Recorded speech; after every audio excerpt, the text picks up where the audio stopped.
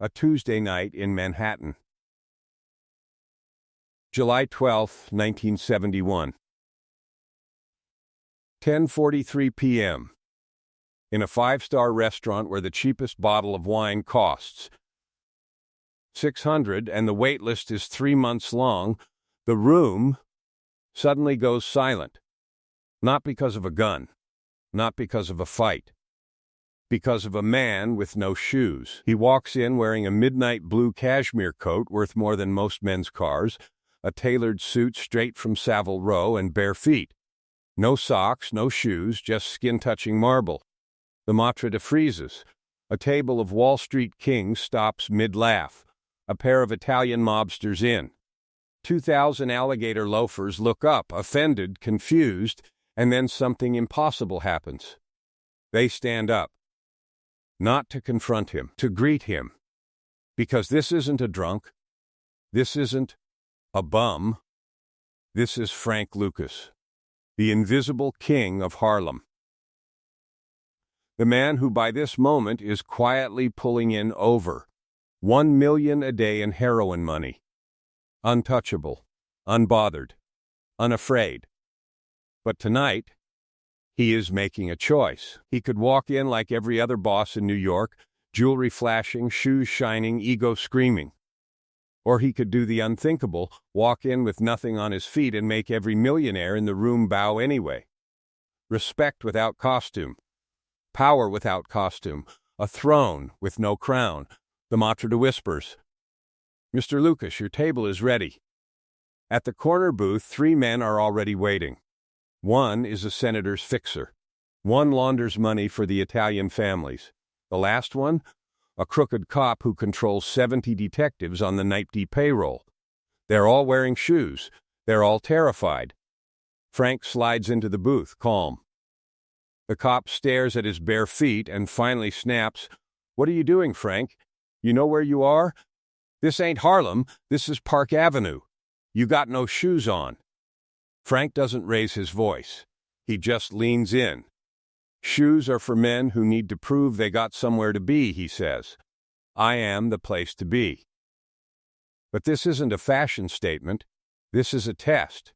Because Frank Lucas has just smuggled $100 billion worth of 98% pure blue magic heroin into the country, right under the nose of the most powerful military on earth. He didn't use boats. He didn't use planes. He used the dead bodies of American soldiers coming home from Vietnam. Tonight, over a steak he won't touch and wine he won't drink, Frank is here to make a choice. Stay invisible and keep his empire quiet, pure, and clean, or step into the light, cut the Italians out completely, and risk war with the mafia, the feds, and half the cops in New York. Silence versus noise. Loyalty versus money. Survival versus legend. He taps the table once. "If I do this," Frank says, "I become king." But kings don't die in bed. But to understand why a barefoot man could make millionaires stand, we need to go back to when he was a nobody, standing in the shadows of another king. Harlem. Early 1963. Before the mink coats. Before the $1 million days. Before the barefoot king made millionaires stand. Frank Lucas was nobody.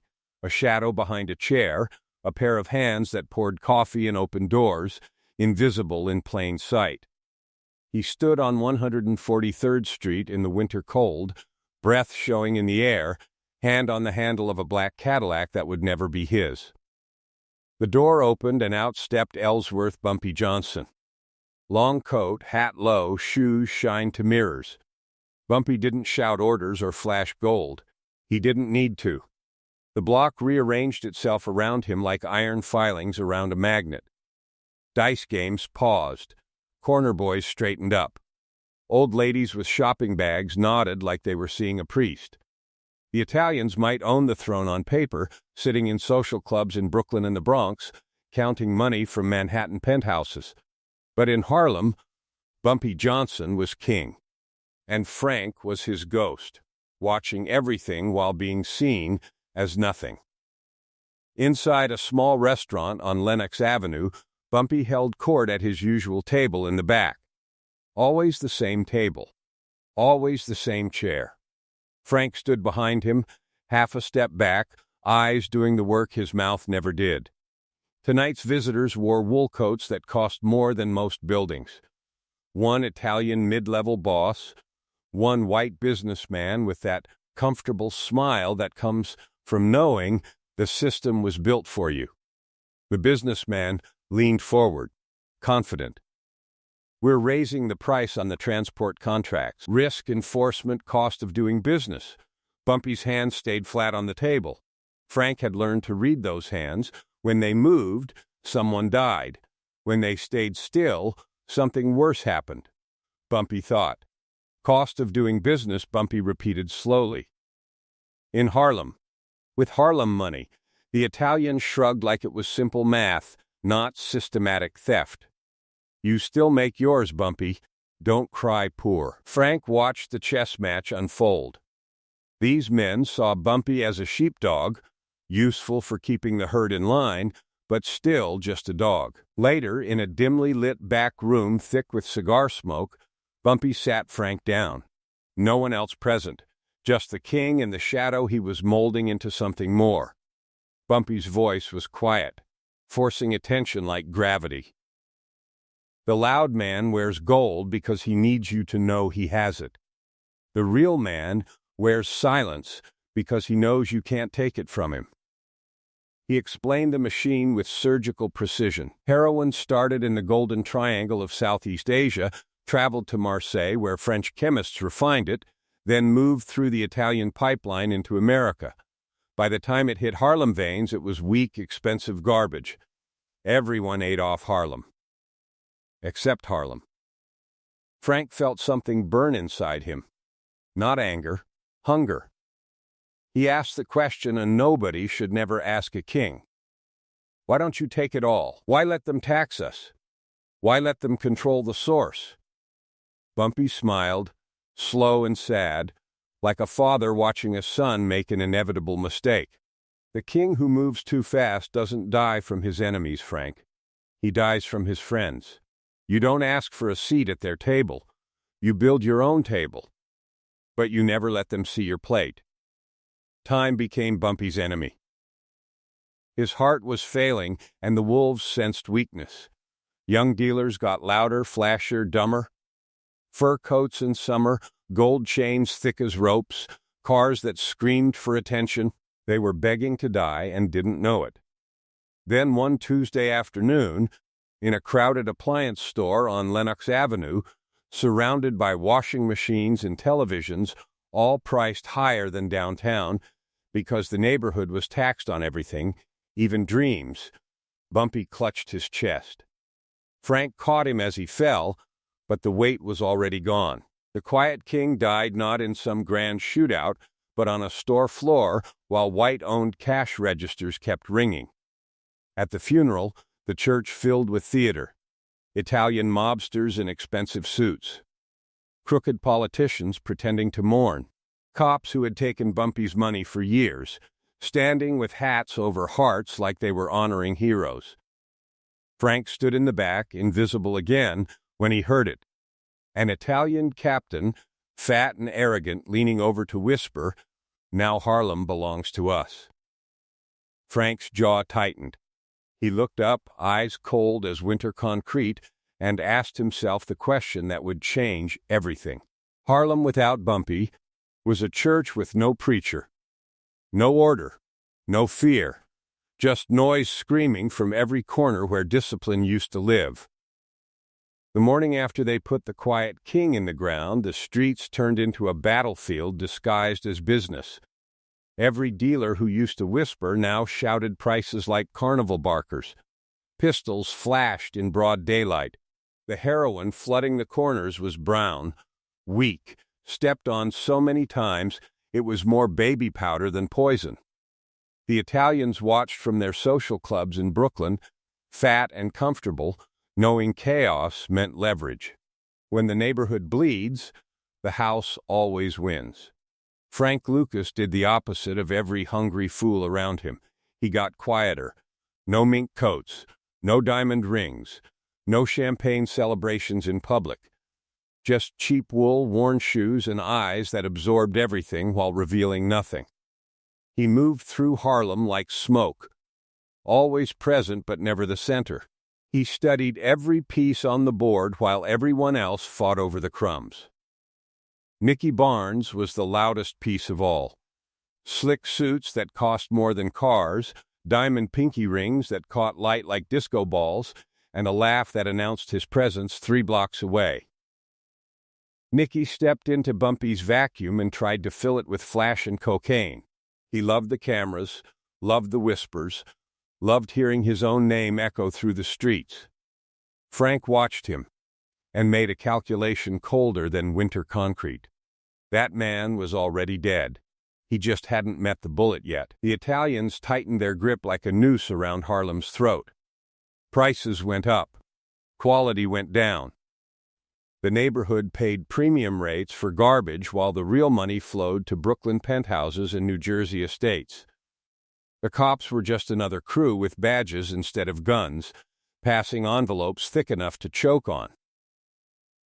But Frank remembered Bumpy's final lesson with perfect clarity. Whoever controls the source controls the empire. Everyone else is just renting power from the real kings. Word traveled through veteran bars and late-night conversations.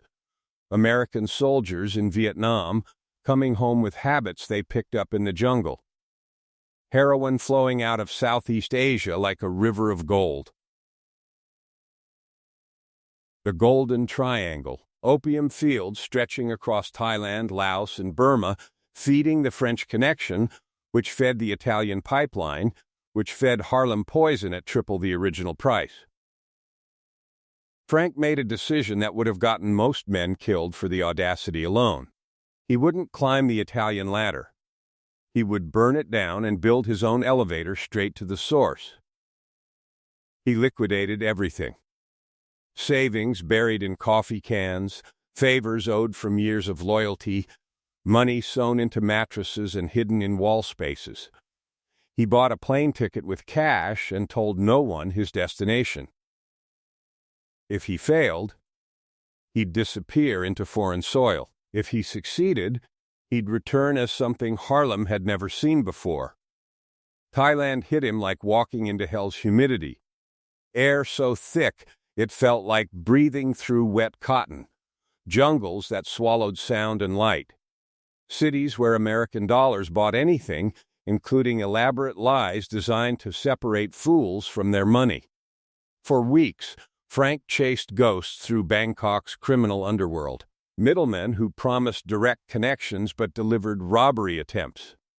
Dealers who wanted to sell him chalk dust and call it heroin. He nearly died twice, once from contaminated water, once from men with knives who thought a lone black American was easy prey. They learned different.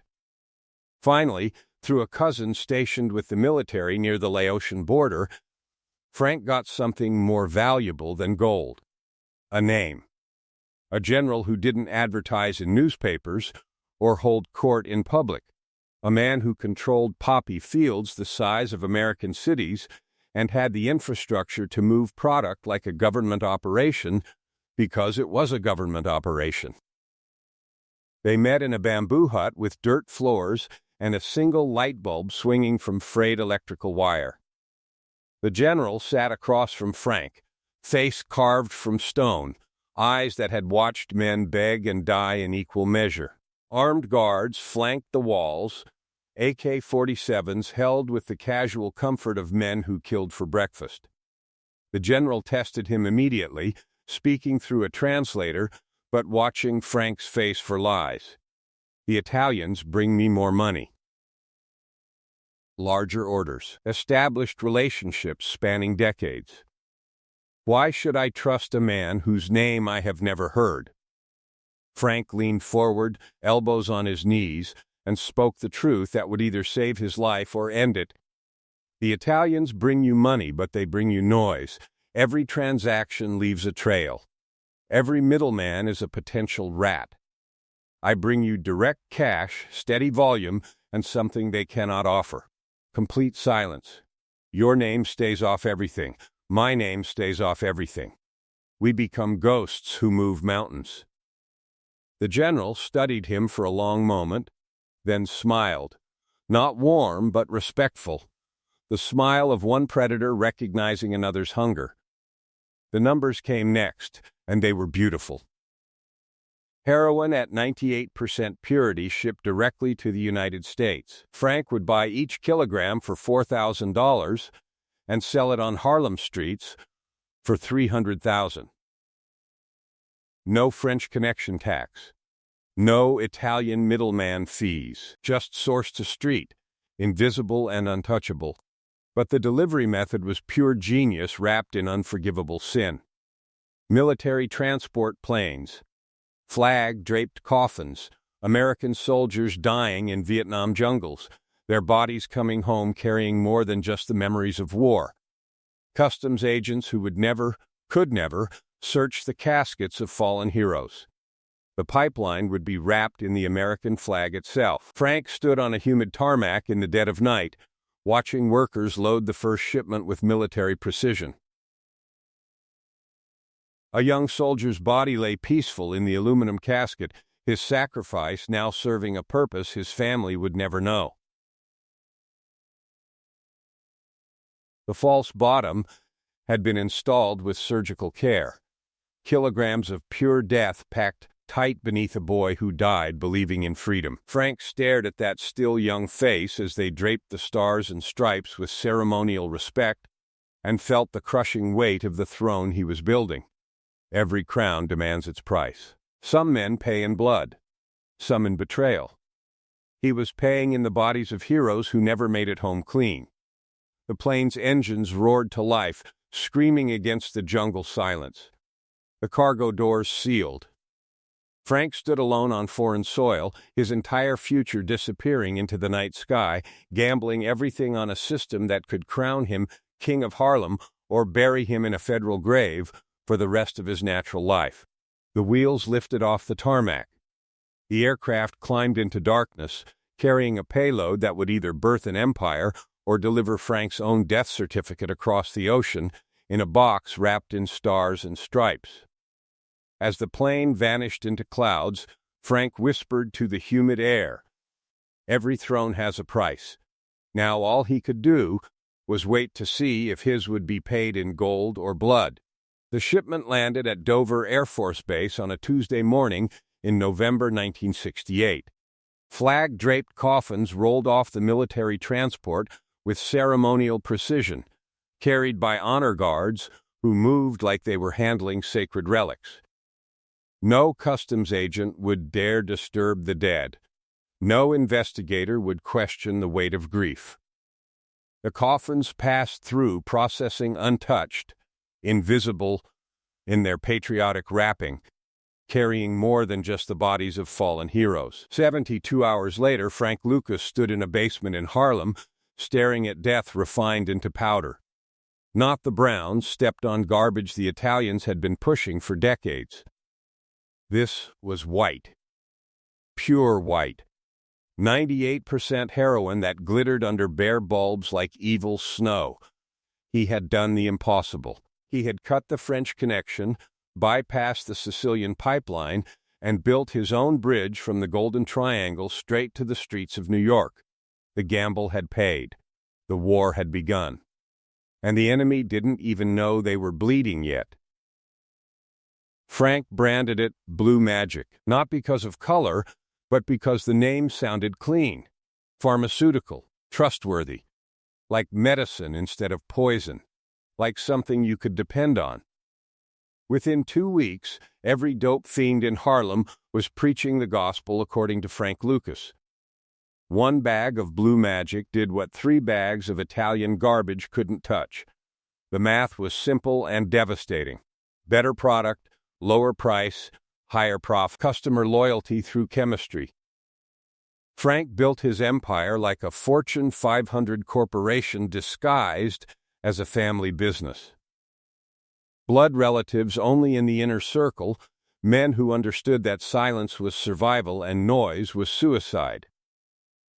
Brothers, cousins, and nephews brought up from North Carolina, country boys who knew the value of $1 because they'd grown up with none. He paid them better than Wall Street executives, buying loyalty with full bank accounts and the promise of more. Betrayal became expensive. Staying true became profitable. The rules were carved in stone and enforced with religious discipline. No flashy cars that screamed for police attention, no phone conversations that could be wiretapped and transcribed in federal courtrooms, no loud arguments on street corners, no jewelry that caught light and cameras. If you worked for Frank Lucas, you dressed like you were broke and thought like you were rich. The man in the cheap coat walks past the cop. The man in the mink gets stopped and searched. While money piled up in laundry baskets and ceiling tiles, hundreds of thousands of dollars flowing in daily like a river of green paper, Frank stayed invisible. Modest suits, modest cars, modest everything. He remembered Bumpy's ghost whispering the eternal truth: the loud man dies, the silent man builds. But Harlem had another king rising, and he was everything Frank refused to be. Nicky Barnes rolled through 145th Street like he was born on a red carpet. Canary yellow Mercedes with white leather interior chinchilla coats in summer heat. Enough diamonds on his fingers to open a jewelry store. Nicky loved the cameras, craved the spotlight, needed to hear his name whispered with fear and admiration in equal measure.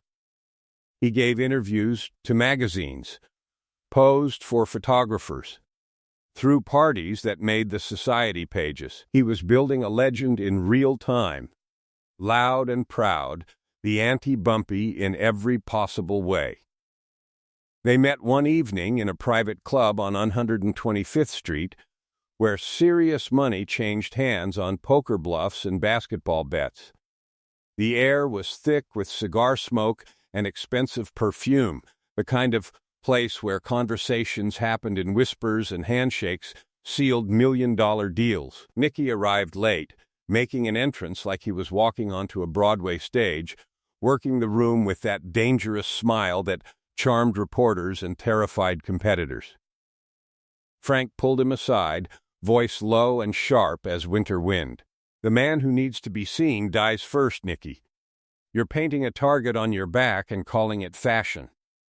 The feds are watching every move you make."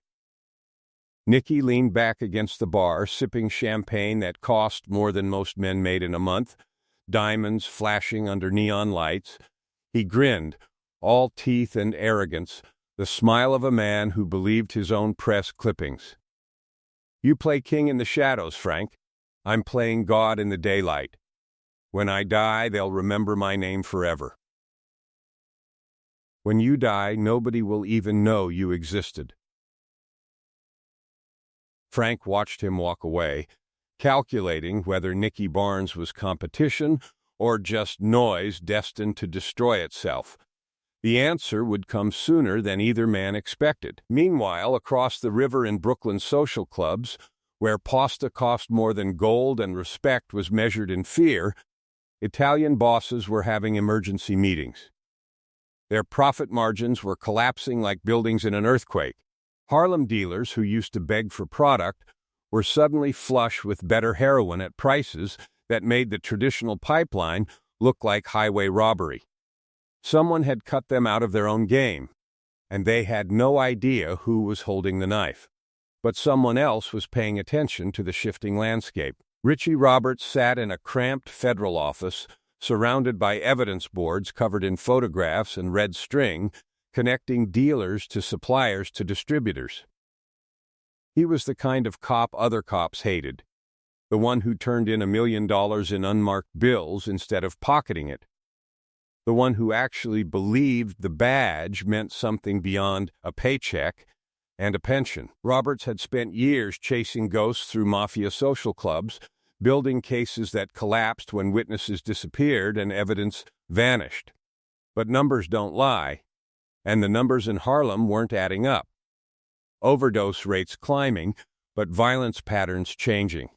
Cheaper heroin, higher quality, less territorial warfare. Someone was running the neighborhood like a business instead of a battlefield, and that someone had to be smart, disciplined, and very well connected. The break came on March 8, 1971. The fight of the century.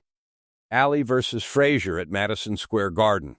The entire underworld was there, preening like peacocks in their expensive plumage. Italian captains with their mistresses, politicians with their bribes, celebrities with their secrets. Roberts worked the crowd with surveillance cameras, cataloging faces and building files. But his lens didn't stop on the usual suspects.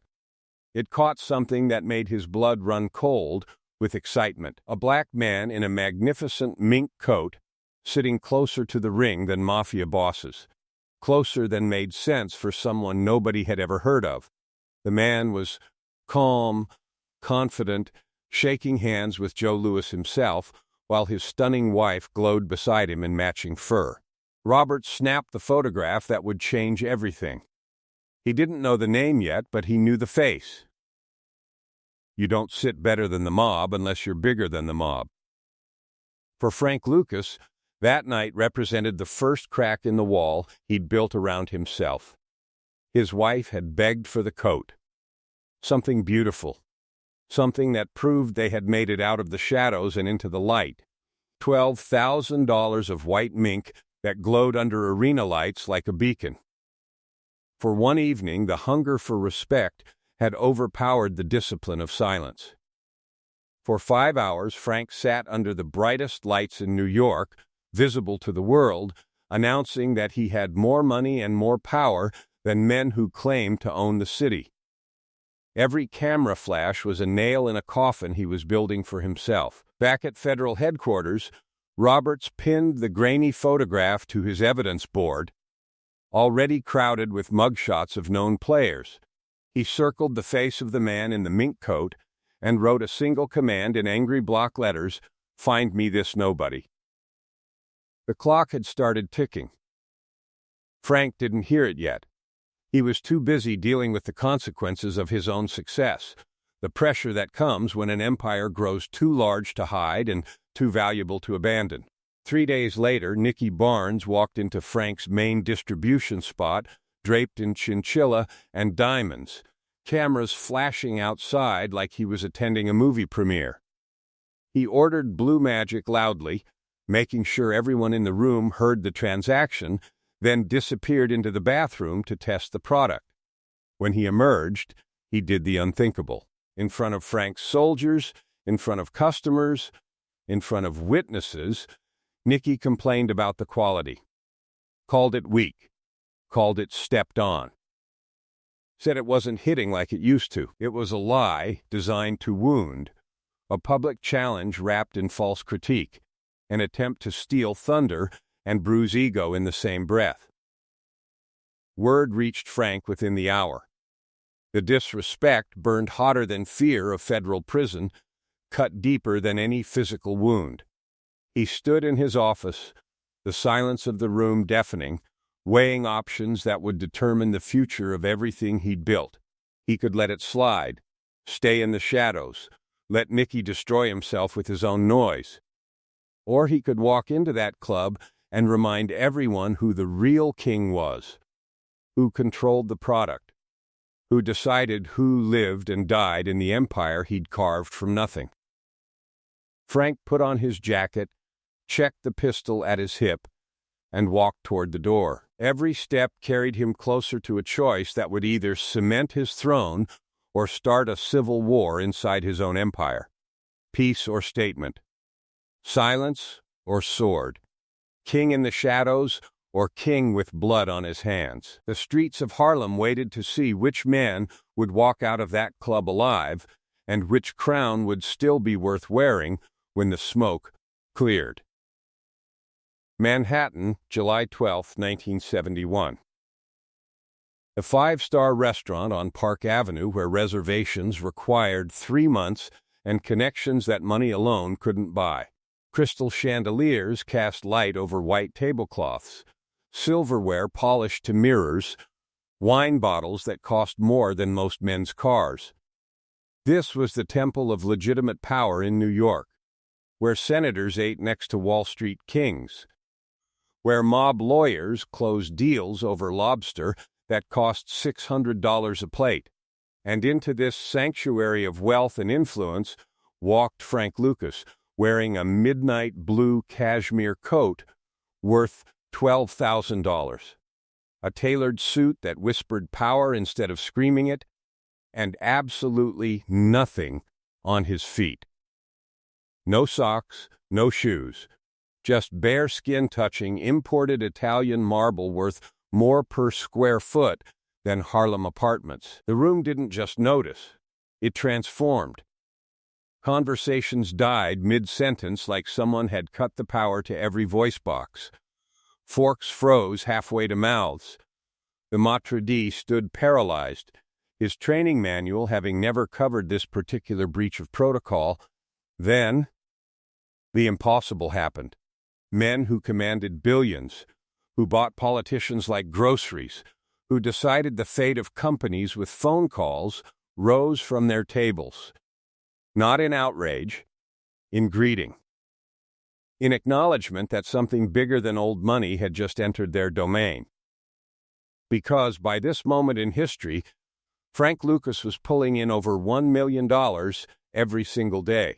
His blue magic heroin had conquered Harlem, infected the Bronx, spread through Queens, and was creeping into Connecticut suburbs where trust fund teenagers discovered that the best high in America came from a supply chain that bypassed every traditional power structure. He had built an empire so efficient, so profitable, so invisible that even the millionaires making him rich barely knew his name. But empires have gravity. The bigger they grow, the harder they become to hide. The three men waiting at the corner booth represented different faces of the same beast that had been feeding off Harlem for decades. A senator's fixer who laundered political favors into campaign contributions, his American flag pin glinting under the chandelier light. A financial wizard who transformed drug money into legitimate real estate, his manicured fingers drumming against crystal stemware, and Detective Lou Toback, the crooked cop who controlled 73 detectives on the nifty payroll, men who looked the other way for the right envelope or created problems for anyone who forgot to pay. Toback stared at Frank's bare feet like they were a personal insult to everything he believed about order and hierarchy. His face flushed red with confusion and barely contained rage. "What are you doing, Frank?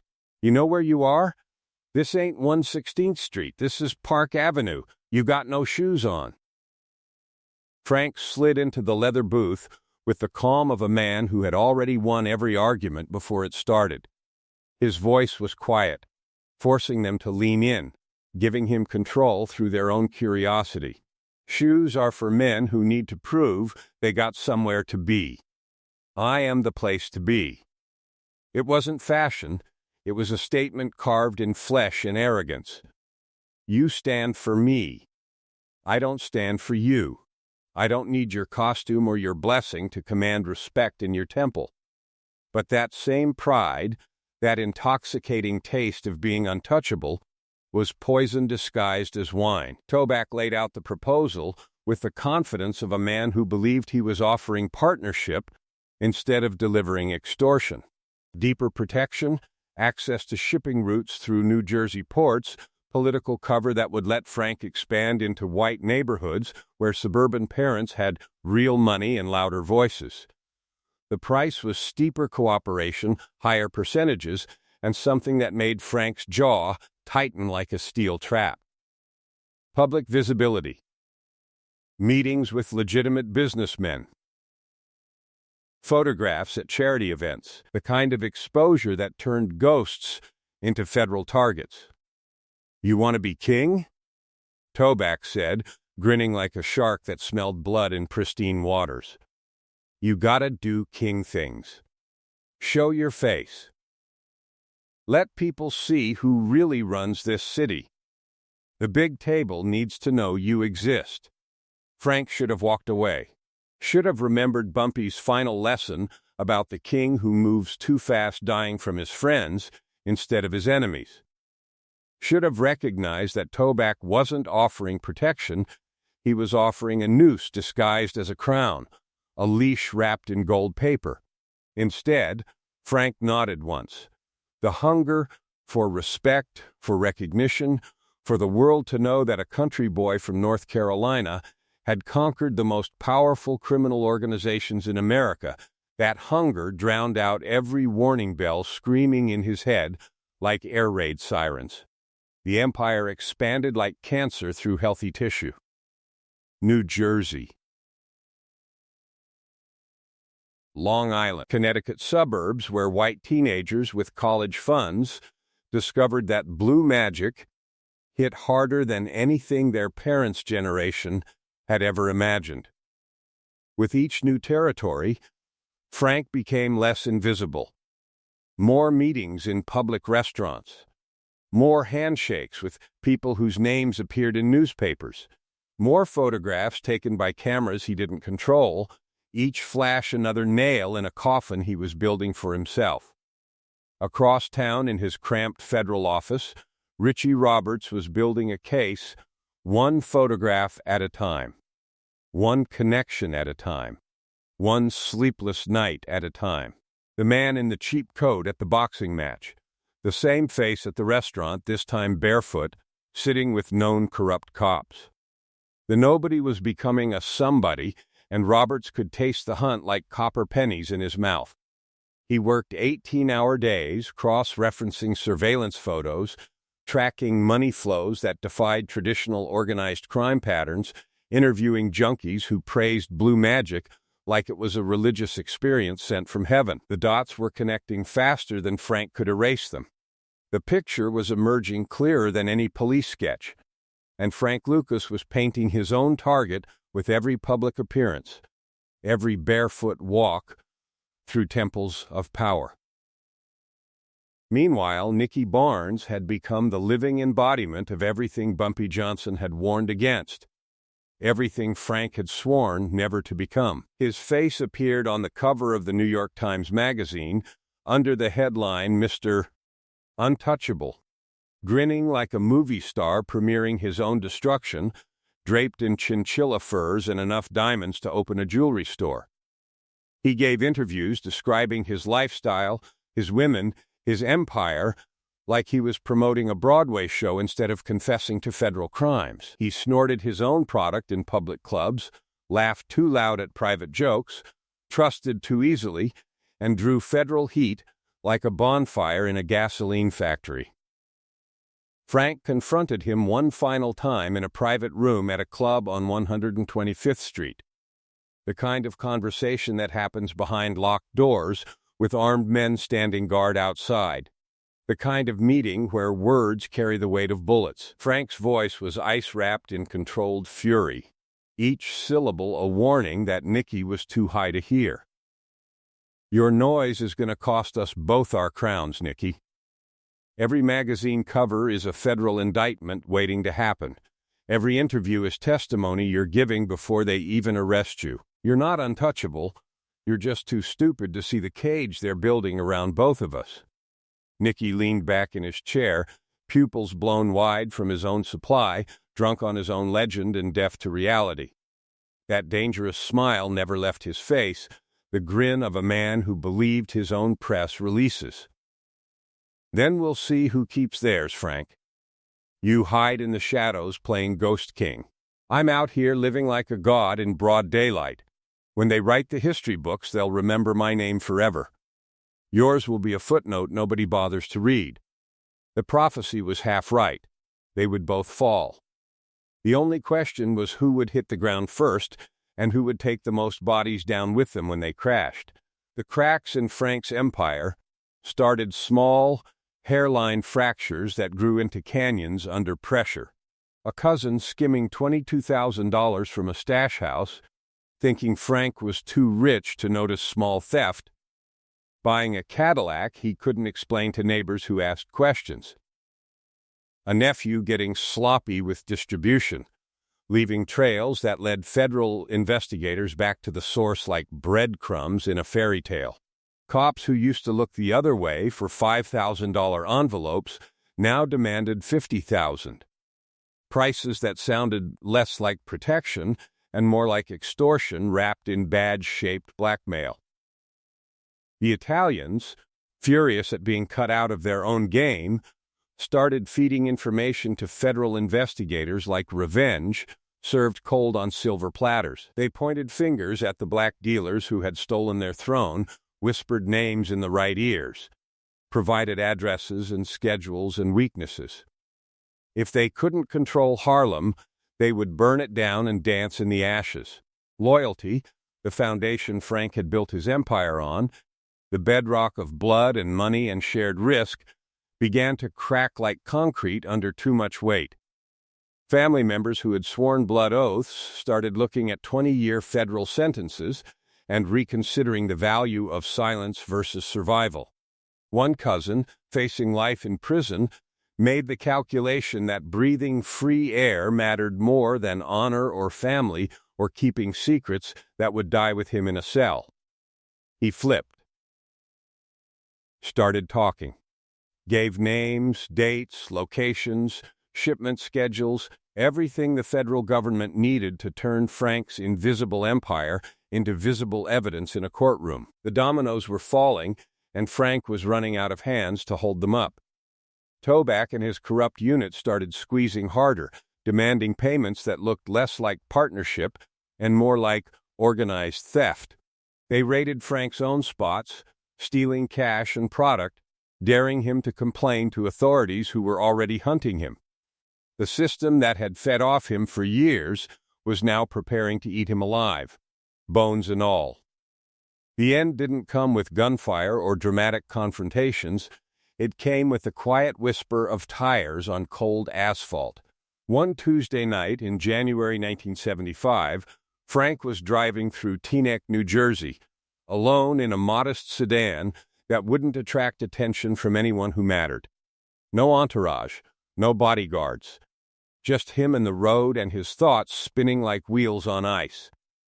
He had taken his shoes off again, feeling the pedals with his bare feet, his ritual of control in a world that was spinning off its axis faster than he could grip it.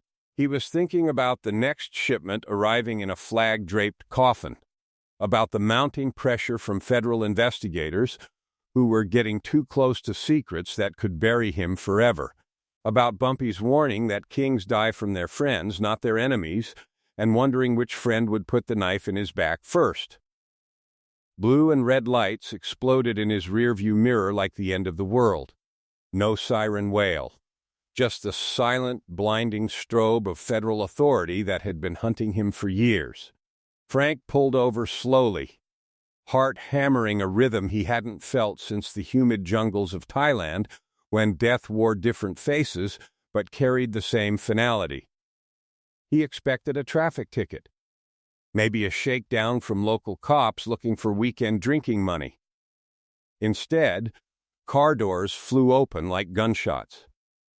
Shotguns racked with mechanical precision. Voices screamed commands that allowed no hesitation, no negotiation, no escape. Get out of the car. Hands where we can see them. Now. Now. Now. Frank stepped out onto the cold New Jersey pavement, his bare feet touching dirty asphalt that bit into his skin like reality biting into dreams. He looked down at his feet, vulnerable and exposed, the symbol of his arrogance now the symbol of his defeat. No marble floors, no millionaire standing in respect, just concrete and handcuffs, and the end of everything he had built.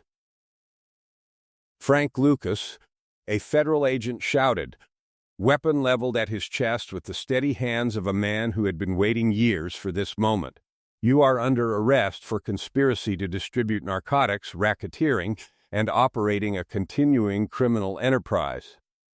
They slammed him against the hood of his own car, cold steel biting into his wrists as the cuffs clicked shut with the finality of a coffin lid. As his face pressed against the metal, Frank's mind raced through possibilities like a computer calculating odds of survival. Who had turned first? Was it the cousin who wanted a lighter sentence? Was it Toback, cashing in his biggest chip to save his own corrupt career? Was it the Italians, finally getting their revenge for being cut out of the Harlem pipeline? Or was it simply the inevitable gravity of a throne built on poison and graves, and the bodies of heroes who died serving their country?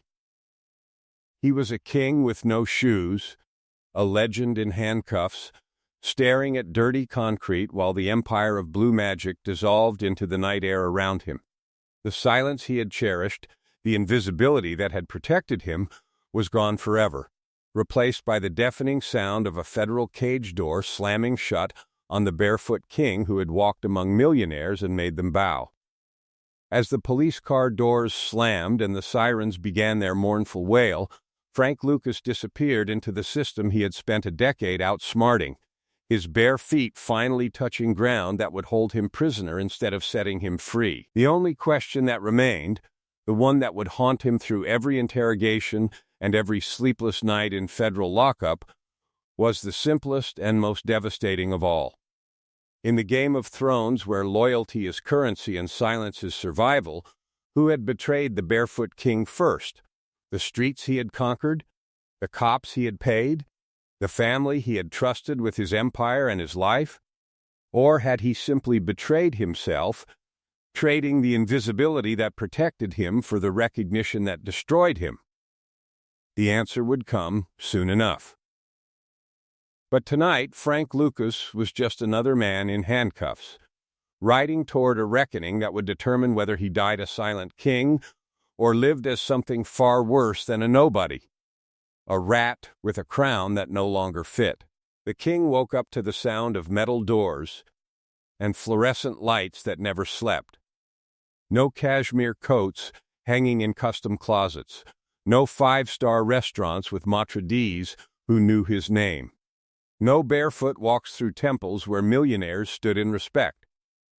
Just federal concrete, a steel toilet bolted to the floor, and the crushing weight of being nobody again. Frank Lucas, prisoner number 84A511 scene, sat on a thin mattress in the Metropolitan Correctional Center, staring at walls that absorbed sound and hope in equal measure. The barefoot king was now just another man in orange, surrounded by concrete that would either become his grave or his crucible. 3 days later, they brought him the bill for his empire. Richie Roberts sat across a metal table in an interrogation room designed to break spirits through institutional bleakness. Between them lay 70 federal indictments stacked like tombstones, each page representing years that would bury Frank alive. Conspiracy.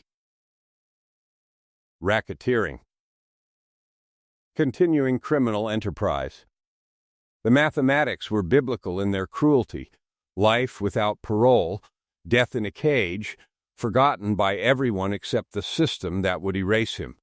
Roberts spread photographs across the table like a poker player revealing a killing hand. Not crime scenes or dead addicts. Family. Frank's brothers from North Carolina. His nephews who had grown rich running distribution. The cousins who had counted money until their backs ached. Every face stared back from surveillance photos, each one carrying the weight of decades in federal prison. "We can indict every person in these photographs," Roberts said, voice flat as a death certificate. "Your brothers die in prison.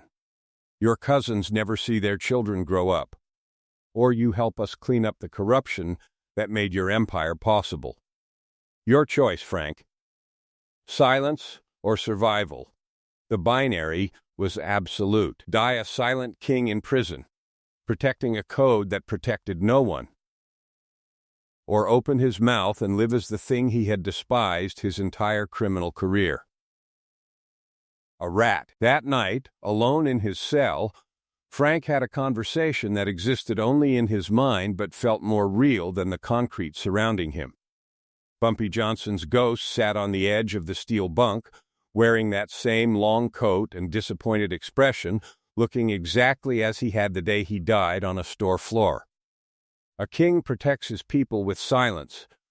Bumpy's voice whispered through the fluorescent buzz. You talk, and everything we built dies, not just your empire, the idea that we could command respect without begging for it. You open your mouth, and you prove them right about what we really are. Frank stared at the photographs of his family, then back at the ghost of his mentor. A dead king protects nobody, Bumpy. You died with your code intact, and what happened? The Italians took everything. The cops squeezed harder. The neighborhood bled more. Silence didn't save anyone, it just made better-looking corpses. The ghost said nothing, maybe because even dead kings have no answer when the price of the throne becomes your entire family's freedom. Frank made the choice that would define his legacy more than any empire or barefoot entrance into temples of power. He cooperated. But not the way the streets expected. He didn't just give up dealers and distributors. Frank Lucas gave them cops. 73 NIP detectives, entire narcotics units that had been taking drug money for years, protecting dealers, stealing evidence, operating as criminal enterprises with badges instead of guns. He named names, provided dates, detailed transactions where cops took envelopes thick enough to choke on. The fallout was nuclear. Careers ended in handcuffs. The Special Investigations Unit was dismantled completely, exposed as more criminal than the criminals they hunted. The streets responded with the only judgment they knew: rat. Snitch. The worst thing a man could be in a world where silence was religion. But the street's judgment became complicated when Nicky Barnes, Mr. Untouchable himself, faced his own federal reckoning and made the same calculation. The loud king flipped too, giving up his entire organization. The binary world of loyalty versus betrayal collapsed under reality's crushing weight. Everybody is loyal until the price gets too high. Frank's sentence dropped from 70 years to 15, then reduced again for continued cooperation.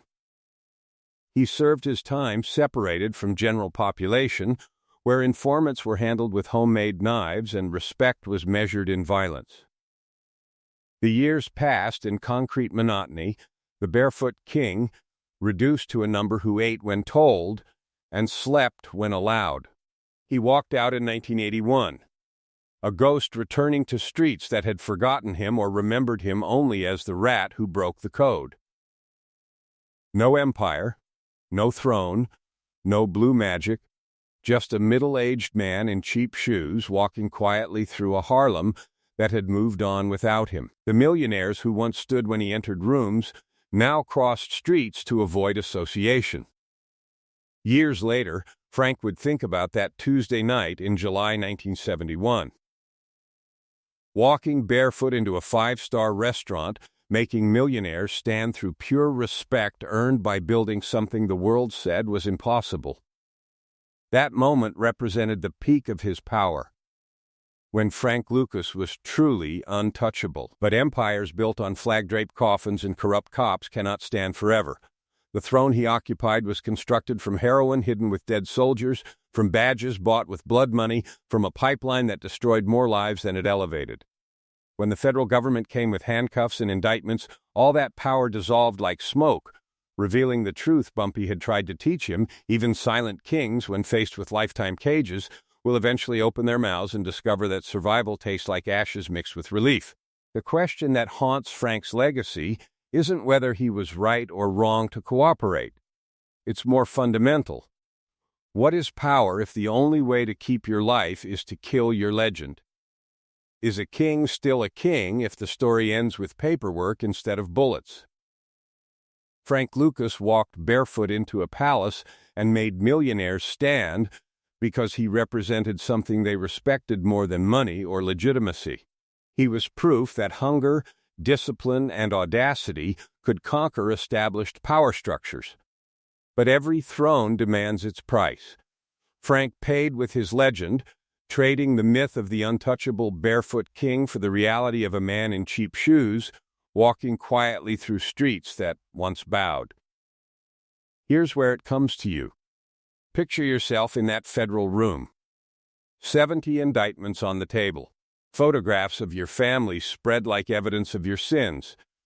Lifetime behind bars or cooperation that destroys your reputation forever. In that chair, with everything on the line, what would you choose? Silence and death as a legend? Or survival as a ghost who traded his crown for the chance to keep breathing? Frank Lucas made his choice. The barefoot king died so the man could live. Was it worth it? Only he knows. And he's been silent about that ever since.